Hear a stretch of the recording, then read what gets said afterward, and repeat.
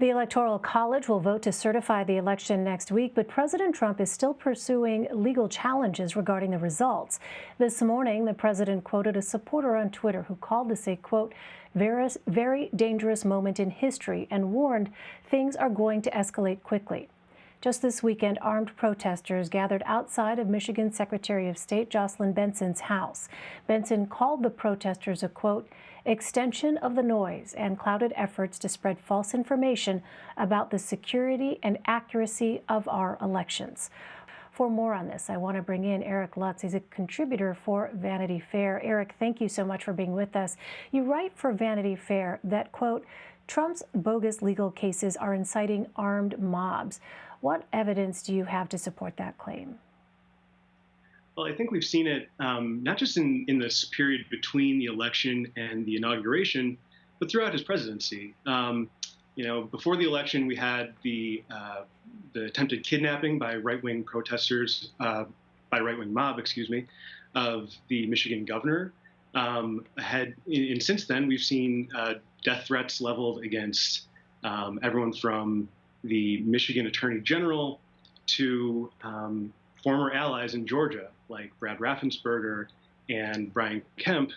And we saw an election official down in Georgia just recently speak to this very eloquently, saying this had to stop.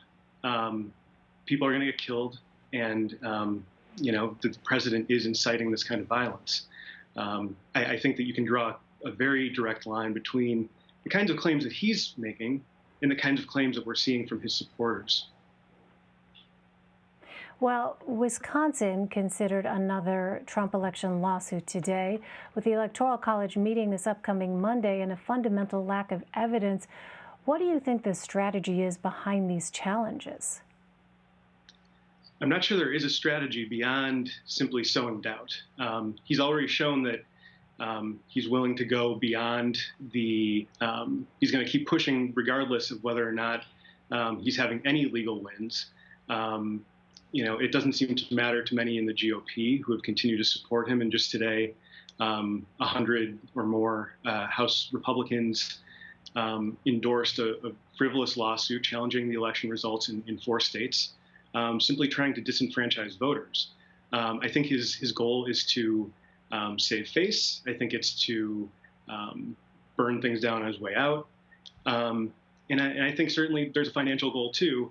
Let me ask you this, Eric, because you mentioned the notion that you had more than 100 Republicans signing on to this lawsuit brought by the Texas Attorney General.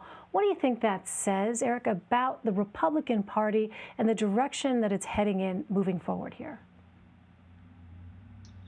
I think it's, it used to be able to call it cowardly. I think it's something beyond that now. These are over 100 Republicans, some of them in leadership positions like Steve Scalise, outright calling for Americans' votes to be discounted simply because the election did not go the way they wanted it to. It really doesn't get any more complicated than that. I think some of them are probably angling to be the heir to Trump's throne in 2024. Some of them may believe in some of this garbage. But I think, the president has not produced a shred of evidence to support his claims. And he's never even tried to define the contours of this conspiracy theory he's manufactured. The fact that they're going along with that says a lot of things about the Republican Party, none of them good. What do you think, Eric, this says about our democracy? And what do you think are the longer-term implications for our democracy? I think the Trump presidency as a whole has shown how fragile our democracy is. A lot of the things that we assume to be laws were gentlemen's agreements, were norms. And if you have a person in there who is willing to run roughshod over those norms, you're going to be in a situation like we are now. And I think there are immediate and long-term effects. The immediate effect is that when Joe Biden is inaugurated on January 20th, a huge segment of the country is going to view him as an illegitimate president. The longer term effects is that this sets a precedent now for perhaps someone who's less cartoonish than Donald Trump, someone with a more subtle and more agile legal strategy to do this again in the future. So I really think that this should be a wake-up call for Americans to realize that we aren't by virtue of being America immune from the kinds of threats to democracy that other countries have seen. All right, Eric Lutz. Eric, thanks very much for taking the time to talk to us. Really appreciate it. Thank you for having me.